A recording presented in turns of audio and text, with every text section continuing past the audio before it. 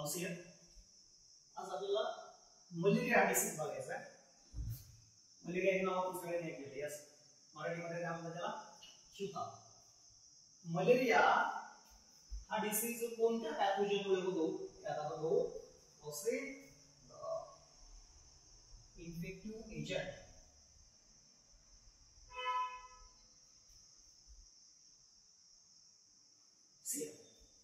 The pathogen is pathogen म्हणजे काय? मी already तुम्हाला सांगितलं की असा मायक्रो ऑर्गॅनिझम जो आपल्या बॉडीमध्ये एंट्री करून डिसीज निर्माण करतो. तर मलेरिया हा डिसीज करणारा जो पॅथोजन आहे तो एक प्लाझ्मोडियम आहे. Yes, it is a plasmodium. कोणत्या किंगडमशी संबंधित आहे हा? मोडेरा किंगडमशी संबंधित आहे का? Yes? No. It is related to the Protista. Yes. Protista मध्ये कोणता प्रकार? प्रोटोझोआ. प्रोटिस्टा मधला प्रोटोझोआ हा प्रकार आहे त्याचा. प्लाझ्मोडियमच्या 4 वेगवेगळ्या स्पेसीज हा डिसीज निर्माण करू शकतात. आपल्या एनसीईआरटीच्या पुस्तकामध्ये 3 स्पेसीजचं नाव दिलेलं आहे. That is Plasmodium vivax, Plasmodium malariae and Plasmodium falciparum. अजून एक स्पीसीज आहे, that is the Plasmodium ovale. Yes, state बोर्डच्या पुस्तकात नाव दिलेलं आहे. There is a 4 species can cause malaria in human beings. आता आपल्याला असा प्रश्न पडतो की हा पॅथोजन आपल्या बॉडीमध्ये एंट्री कसा करतो? It is parasite. पॅरासाइट म्हणजे हा ह्यूमनची बॉडी आणि मॉस्किटोची बॉडी जर सोडली तर कुठेही आढळत नाही. तो बाहेर जिवंत नाही राहू शकत. एक तर तो ऑर्गॅनिझम ह्यूमनच्या बॉडीमध्ये आढळेल, नाही तर मॉस्किटोच्या बॉडीमध्ये आढळेल. इतरत्र तो पॅथोजन कुठेही आढळणार नाही. याचा अर्थ काय? तो दुसऱ्या ऑर्गॅनिझमवर डिपेंड आहे, म्हणून तो कोण आहे? पॅरासाइट. म्हणून आपण या पॅथोजनला मलेरियल पॅरासाइट असं म्हणतो. It is commonly non as malarial parasite. या प्लाझ्मोडियमला आपण मलेरियल पॅरासाइट म्हणतो. Malarial parasite. पॅरासाइट म्हणजे काय? तो दुसऱ्या सजीवावर अवलंबून राहतो तो. 4 स्पेसीज लक्षात आला. Plasmodium vivax, plasmodium malaria and plasmodium falciparum and one more is plasmodium ovale. आता या 4 स्पेसीज मलेरिया निर्माण करतात. पण या 4 स्पेसीज मध्ये प्लाझ्मोडियम falciparum जी आहे this it is very dangerous species. कारण याचं इन्फेक्शन झाल्यानंतर जो मलेरिया होतो तो मलेरिया सिरियस असतो. सिरियस म्हणजे हा मलेरिया झाल्यानंतर त्या पेशंटची डेथ पण होऊ शकते जर प्रॉपर ट्रीटमेंट नाही घेतली तर. म्हणून या डिसीजला, या स्पेसीजला आपण मॅलिग्नंट स्पेसीज म्हणतो. आणि तो मलेरिया जो आहे तो मॅलिग्नंट मलेरिया. मॅलिग्नंट या शब्दाचा अर्थ काय होतो? फॅटल. फॅटल म्हणजे त्याच्यामध्ये त्या पर्सनची डेथ होऊ शकते. बाकीचे जे आहेत प्लाझ्मोडियम मलेरिया आणि प्लाझ्मोडियम व्हायवॅक्स याच्यामुळे मलेरिया होतो. हा थोडासा माइल्ड प्रकारचा मलेरिया आहे. म्हणजे याचे जे सिम्पटम्स असतात ते सिम्पटम्स एवढे सिव्हिअर नसतात. पण या फॅल्सिपॅरमचं इन्फेक्शन झाल्यानंतर जे सिम्पटम्स असतात ते खूप सिव्हिअर असतात. कारण त्या पेशंटला खूप जास्त त्रास होतो आणि इव्हन त्याची डेथ पण होऊ शकते. म्हणून it is the fatal or malignant. Now see how it enters in our body. म्हणजे काय? Mode of transmission. हा पॅथोजन आपल्या बॉडीमध्ये एंट्री कशी करतो हे जर आपल्याला बघायचं असेल तर आपल्याला त्या पॅथोजनची लाईफ सायकल समजून घ्यावी लागेल. थोडक्यामध्ये आपण त्याची लाईफ सायकल समजून घेऊ की हा पॅथोजन त्याच्या लाईफमध्ये कशा प्रकारच्या स्टेजेस आहेत आणि तो आपल्या बॉडीमध्ये कशी एंट्री करतो. साइन आणि सिम्पटम्स हे पाहण्याच्या अगोदर आपण त्या मलेरियल पॅरासाइटची म्हणजेच प्लाझ्मोडियमची लाईफ सायकल समजून घेऊ. Observe the life cycle of plasmodium. It has 2 hosts. या पॅथोजनचे 2 होस्ट आहेत. होस्ट म्हणजे काय? मी काल सांगितलं होतं की ज्याच्या बॉडीमध्ये तो पॅरासाइट राहतो तो होस्ट. तो कुणाच्या बॉडीमध्ये आढळतो? एक तर तो ह्यूमनच्या बॉडीमध्ये आढळेल and one more other that is mosquito. त्याच्या लाईफचे ज्या स्टेजेस आहेत या काही प्रमाणात ह्यूमन बॉडीमध्ये कंप्लीट होतात आणि काही प्रमाणात मॉस्किटोच्या बॉडीमध्ये कंप्लीट होतात. याचा अर्थ असा होतो की प्लाझ्मोडियमच्या लाईफ सायकल मध्ये दोन्हीही होस्टचा खूप महत्त्वाचा रोल आहे. कोणत्याही एका होस्ट मध्ये त्याची लाईफ सायकल कंप्लीट होत नाही. देयर आर टू होस्ट, दोन होस्ट मध्ये त्याची लाईफ सायकल कंप्लीट होते. ओके, ही लाईफ सायकल कशी आहे आपण थोडक्यामध्ये समजून घेऊ. सीगा इमॅजिन करा, this is the person which is infected. हा मलेरियाने इन्फेक्टेड पर्सन आहे. म्हणजे या पर्सनच्या ब्लड मध्ये मलेरियाचे पॅरासाइट प्रेझेंट आहेत. आता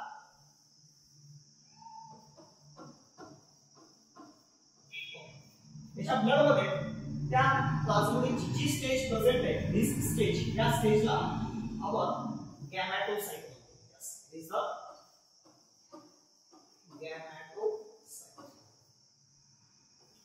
गॅमेटोसाइट्स प्रेझेंट आहेत, मेल गॅमेटोसाइट आणि फिमेल गॅमेटोसाइट. गॅमेटोसाइट म्हणजे ज्याच्यापासून गॅमेट तयार होणार आहे ती स्टेज, दॅट इज द गॅमेटोसाइट.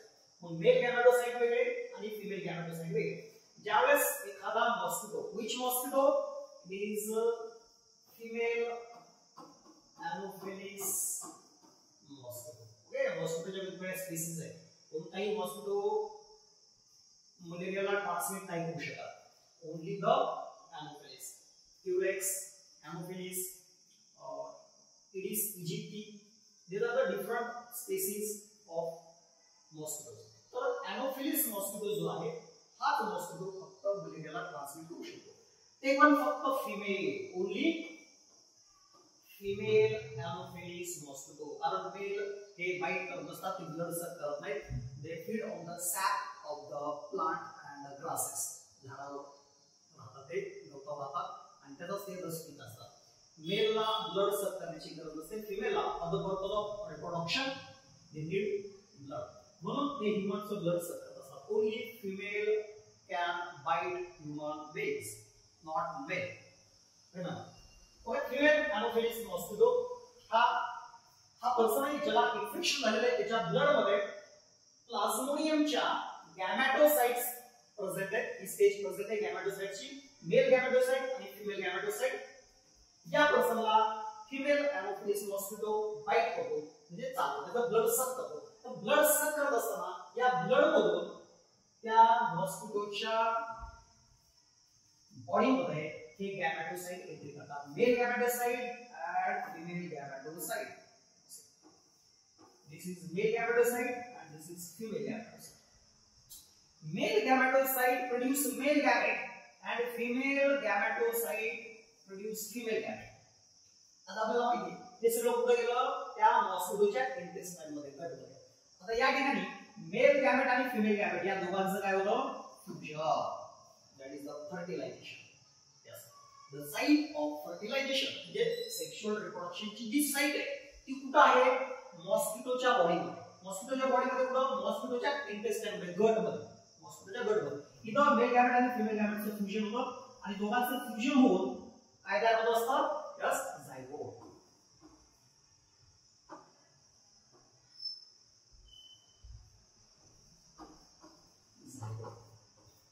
आता हा जो झायगोट आहे इट इज सम लाइक अशा प्रकारचा शेप असेल त्याचा आणि it is motile. Yes, only the zygote that is motile. आणि हा झायगोट मोटाईल असल्यामुळे त्या झायगोटला एक वेगळं नाव आहे, that is the ookinete. ookinete, त्या झायगोटला आपण काय म्हणतो, ookinete. मेल गॅमेट आणि फिमेल गॅमेट यांचं फ्युजन झालं. फ्युजन झाल्याच्या नंतर जो झायगोट तयार झाला त्या झायगोटला आपण काय म्हणतो, ookinete. हे ookinete त्या जे मॉस्किटो आहे, मॉस्किटोचे जे गट्स आहेत, इंटेस्टाइन, तर त्या गटला पेनिट्रेट करून ते त्याच्या इंटेस्टाइनच्या मध्ये जाऊन राहतो आणि तयार करतो एक oocyst. The ookinete penetrate the lining of gut and form oocyst. Oocyst.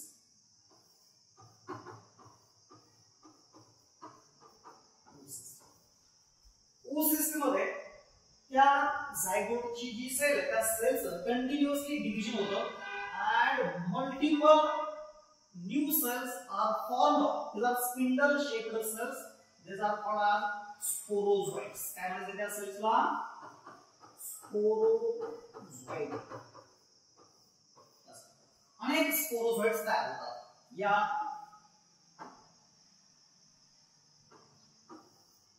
oocyte मध्ये अनेक स्पोरोझोइड्स तयार होतात. एवढे स्पोरोझोइड्स तयार होतात की त्या सिस्टचं oocysteचं ब्रेकडाउन होतं. oocyst get ruptured and releases many sporozoites. Sporozoites enter the circulation of mosquito. Sporozoites हे मॉस्किटोच्या सर्क्युलेशन मध्ये एंट्री करतात आणि त्याच्या ब्लड मधून they reach their salivary gland. आता स्पोरोझोइड्स कुठे आले? मॉस्किटोच्या salivary gland.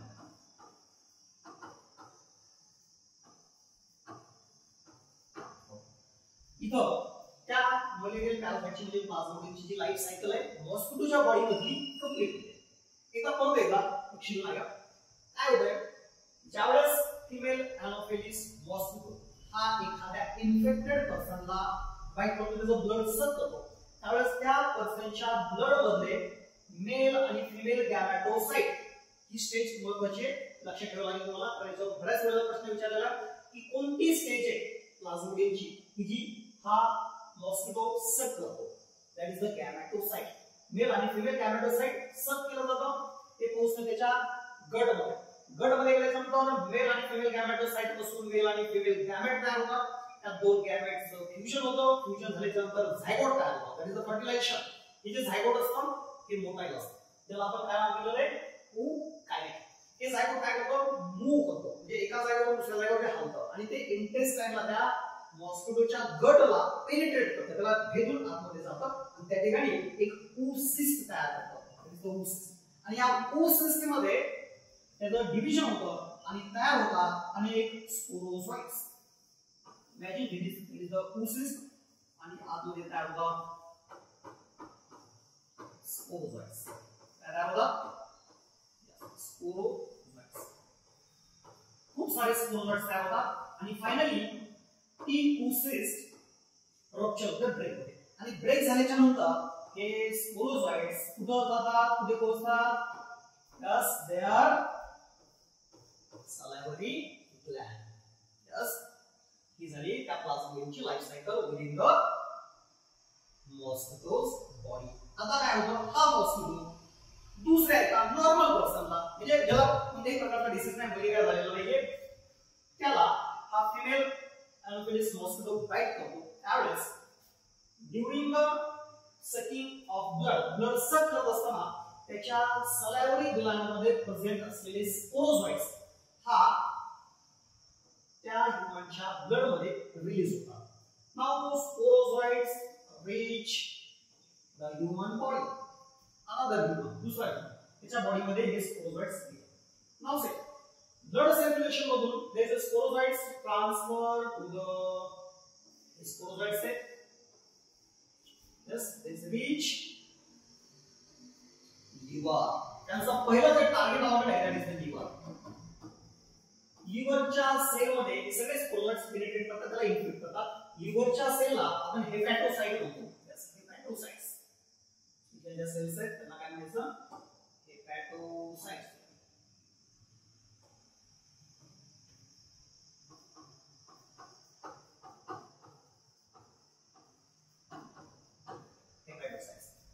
हे स्पोरोझोइड्स समजा imagine there is the hepatocyte. hepatocyte मध्ये हा रिलीज झाला स्पोरोझोइड.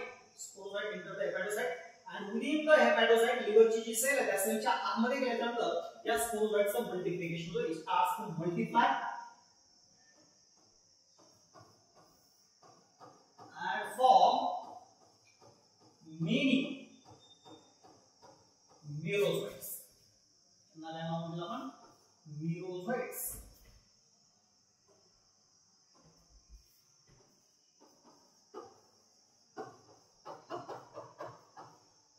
आता ही हेपॅटोसाइट याच्यामध्ये मेरोझोइट्सचं एवढं मल्टिप्लिकेशन होतं की दिस सेल गेट रप्चर. ही सेल रप्चर होते आणि हे सगळे मेरोझोइट्स परत ब्लड सर्क्युलेशन मध्ये रिलीज होतात, ब्लड मध्ये रिलीज होतात. जे झालं मेरोझोइट्स. ओके, ब्रेक झालेली आहे.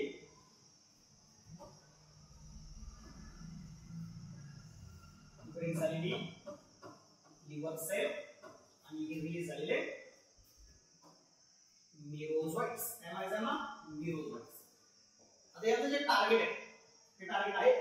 RBCs. हे न्यूरोसाइट्स प्रत्येक ह्याच्याला each neurocyte infect RBC मध्ये एंटर होतं. RBC मध्ये गेल्याच्या नंतर ही RBC आहे, RBC मध्ये हा न्यूरोसाइट गेला, they get further multiply, ते परत मल्टिप्लाय होतात त्या RBC मध्ये आणि RBC परत ब्रेक होते आणि RBC ब्रेक झाल्यावर परत अजून अनेक न्यूरोसाइट्स रिलीज होतात आणि ही सायकल कंटिन्यू राहते. म्हणजे काय, लिव्हरच्या सेल मधून रिलीज झालेले न्यूरोसाइट्स हे RBC वर अटॅक करतात, RBC मध्ये इन्फेक्ट होतात आणि RBC मध्ये परत मल्टिप्लाय होतात आणि नवीन न्यूरोसाइट्स तयार करतात. परिणामी RBC ब्रेक होते आणि RBC ब्रेक झाल्यानंतर परत अनेक न्यूरोसाइट्स ब्लड सर्क्युलेशन मध्ये एंट्री करतात, परत ते नवीन RBC वर अटॅक करतात. अशा पद्धतीने ही सायकल कंटिन्यू चालू असते. आता इथे एक गोष्ट लक्षात ठेवायची तुम्हाला की ज्या वेळेस RBC ब्रेक होतात त्यावेळेस अनेक न्यूरोसाइट्स ब्लड मध्ये एंट्री करतात आणि नेमकं त्याच वेळेला त्या पर्सनला फीवर आणि चिल्स म्हणजे थंडी आणि ताप यायला चालू आणि परत हे सगळे न्यूरोसाइट्स ज्यावेळेस नवीन RBC वर अटॅक करतात, RBC मध्ये जाऊन बसतात, मल्टिप्लाय होतात, त्यावेळेस त्या पर्सनचं फीवर आणि चिल्स बंद झालेलं असतं, म्हणजे त्याला तापही राहत नाही आणि थंडी पण नसते, तो नॉर्मल असतो, म्हणजे कोणत्याही प्रकारचे सिम्पटम त्याच्या बॉडीवर दिसत नाही. तरी ज्यावेळेस हे सगळे न्यूरोसाइट्स RBC मध्ये जाऊन बसतात मल्टिप्लाय होण्यासाठी त्यावेळेस, आणि ज्यावेळेस RBCचं ब्रेकडाऊन होतं, ते रिलीज एंटर द ब्लड, त्यावेळेस परत त्याला फीवर आणि चिल्स चालू होतात. हे सायक्लिकल चेंजेस आपल्याला त्याच्या बॉडीमध्ये पाहायला मिळतात सिम्पटमचे. हे मलेरियाचं कॅरेक्टरिस्टिक फीचर आहे सिम्पटम, ज्याच्यामध्ये cyclical occurrence of fever, chills and sweating. पहिल्यांदा ताप येते, थंडी वाजते, खूप घाम येतो आणि परत तो नॉर्मल होतो आणि हे सायक्लिकली घडत राहतं. आणि ही सायकल एका दिवसामध्ये असू शकते किंवा एक दिवसाला असू शकते किंवा 2 दिवसाला असू शकते, depends upon the type of pathogen, कोणता प्लाझ्मोडियम इन्फेक्ट झालेला आहे त्याच्यानुसार हा पिरियड वेगवेगळा असतो. डेली कंटिन्युअसली सायकल दाखवणारा जो पॅथोजन आहे that is the Plasmodium falciparum. It is very serious. Daily आपल्याला सिम्पटम्स पाहायला भेटतात त्याच्यामध्ये. ओके, आता हे सिम्पटम्स का पाहायला भेटतात हे पण लक्षात ठेवा. ज्यावेळेस RBC ब्रेक होते त्यावेळेस RBC मध्ये असलेलं haemoglobin, yes haemoglobin, it get convert into haemozoin. Yes, एक टॉक्सिक सबस्टन्स त्याचा तयार होतो हिमोग्लोबिनचा, त्याचं ब्रेकडाऊन होतं आणि तयार होतं हिमोजुइन. आणि हे हिमोजुइनचं जे प्रमाण आहे हे ब्लड मध्ये आल्याच्या नंतर आपल्याला हे सगळे साईन सिम्पटम्स पाहायला भेटतात. म्हणजे साईन सिम्पटमचं जे मेन कारण आहे ते कोण आहे, हिमोजुइन. हिमोजुइन का रिलीज होतो, due to the breakdown of RBC. RBC मधला कोणता घटक, दॅट इज द हिमोग्लोबिन. हिमोग्लोबिनचं ब्रेकडाऊन होऊन हिमोजुइन तयार होतं. याच्यावर सुद्धा अनेक वेळेस प्रश्न आलेला आहे. आता ही RBC मध्ये ही अशी सायकल कधीपर्यंत चालते, इट कंटिन्यूज. काही RBC मध्ये ते न्यूरोसाइट्स मल्टिप्लाय होण्याच्या ऐवजी they get mature, ते मॅच्युअर होतात आणि तो न्यूरोसाइट हा गॅमेटोसाइटला तयार होतो. म्हणजे RBC च्या मध्ये मेल गॅमेटोसाइट आणि फिमेल गॅमेटोसाइट तयार होतात आणि मेल आणि फिमेल गॅमेटोसाइट त्याच्या ब्लड मध्ये तसेच राहतात. आता इथे लक्ष द्या, ह्यूमनच्या बॉडीमध्ये मेल आणि फिमेल गॅमेटोसाइटचं गॅमेटमध्ये कन्व्हर्जन होत नाही, हे असेच त्याच्या बॉडीमध्ये सर्क्युलेट होतात. आता या पिरियड मध्ये जर त्या पर्सनला, त्या पेशंटला जर दुसरा एखादा फिमेल एनोफिलिस मॉस्किटो बाईट करतो त्यावेळेस हे दोन गॅमेटोसाइट, दोन प्रकारचे गॅमेटोसाइट, मेल आणि फिमेल, दे सक into the female Anopheles mosquito, याच्या बॉडीमध्ये ते एंटर होतात आणि याच्या बॉडीमध्ये गेल्याच्या नंतर काय होतं मी आताच सांगितलंय, दे कन्वर्ट इनटू गॅमेट्स, गॅमेटचं फ्युजन, नंतर zygote, that is called as oocyte. Oocyte penetrate the gut lining and form oocyst. Oocyst मध्ये त्याचं मल्टिप्लिकेशन, स्पोरोझाइट्स मध्ये sporozoites transfer to salivary gland of the mosquito आणि परत हा मॉस्किटो एका नवीन healthy पर्सनला bite करतो, त्याच्या ब्लड मध्ये जातो, ब्लड मध्ये गेल्यानंतर sporozoites enter the liver cells. They multiply and produce many neurocytes. Hepatocytes rupture down, neurocytes release them. There is a release of neurocytes, attack on the new RBCs and further multiply and produce more neurocytes and this cycle continues. Okay? काही RBC मधले neurocytes transforms into the gametocytes परत त्याला mosquito चावतो and this cycle continues on. लक्षात आलं? that is the life cycle of the malarial parasite. याच्या life cycle मध्ये खूप साऱ्या स्टेजेस आहेत, ज्याच्यामध्ये काही स्टेजेस मॉस्किटोच्या बॉडीमध्ये आपल्याला पाहायला भेटतात आणि काही स्टेजेस ह्यूमनच्या बॉडीमध्ये आपल्याला पाहायला भेटतात. ओके, या cycle see here.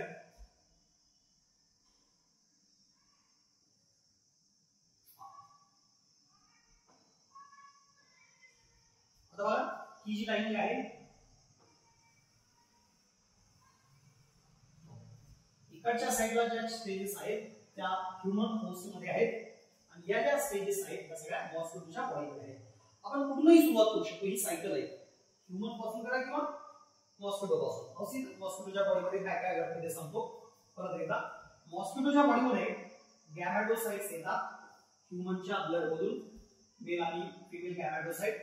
They produce male gamete आणि फिमेल गॅमेट आणि यांचं होतं फर्टिलायझेशन मॉस्किटोच्या गट मध्ये. फर्टिलायझेशन झाल्यानंतर झायगोट तयार होतं, ookinete तयार होतं आणि ते oocyst तयार होतं आणि oocyst मध्ये काय तयार होतात? स्पोरोझोइट्स. आणि स्पोरोझोइट्स पुढे मायग्रेट होतात देअर सलायव्हरी ग्लँड्स आणि सलायव्हरी ग्लँड मध्ये गेल्यानंतर दिस फिमेल एनोफिलिस मॉस्किटो ज्यावेळेस अनदर हेल्दी पर्सनला बाईट करतो त्यावेळेस these sporozoites are released into the other human body. आता ह्यूमन बॉडी मध्ये कोण गेलं? स्पोरोझोइट. मॉस्किटोच्या बॉडी मधून ह्यूमनच्या बॉडी मध्ये कोणती स्टेज जाते? That is the sporozoite. हे लक्षात ठेवायचं. ह्यूमनच्या बॉडी मधून मॉस्किटोच्या बॉडी मध्ये प्लाझ्मोडियमची कोणती स्टेज जाते? That is the gametocyte. Sporozoites attack on liver. Liver मध्ये ते मल्टिप्लाय होतात आणि तिथून मल्टिप्लाय झाल्यानंतर जे त्याची जी स्टेज तयार होते त्याला आपण न्यूरोझोइट म्हणतो आणि न्यूरोझोइट एंटर्स द आरबीसी आणि आरबीसी मध्ये ते सायकल चालू करतात. आरबीसी मध्ये एंटर होणे, मल्टिप्लाय होणे, आरबीसी ला ब्रेक करणे, रिलीज झाल्यानंतर परत नवीन आरबीसी वर अटॅक करणे. परंतु काही आरबीसी मधले न्यूरोझोइट्स get transformed into male and female gametocytes and the male and female gametocytes enter into the another female anopheles mosquito जो त्या पेशींना ज्यावेळेस तो सक करतो त्यावेळेस ते त्याच्यामध्ये एंटर होतात. अशा पद्धतीने आपल्याला या मलेरियल पॅरासाइटची लाईफ सायकल पाहता येते. आता आपण बघू सायन्स अँड सिम्पटम्स. लक्षात आले का सगळ्यांच्या?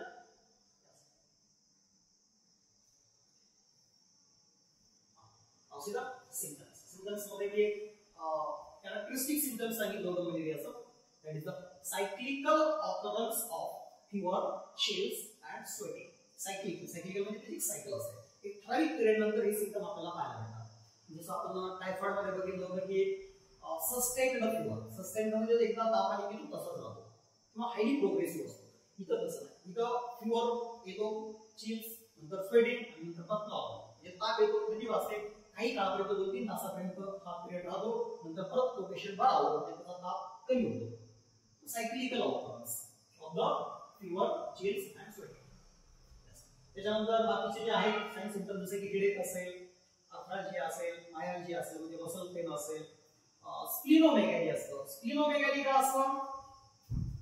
आता याच्यामध्ये स्प्लीन हा जो ऑर्गन आहे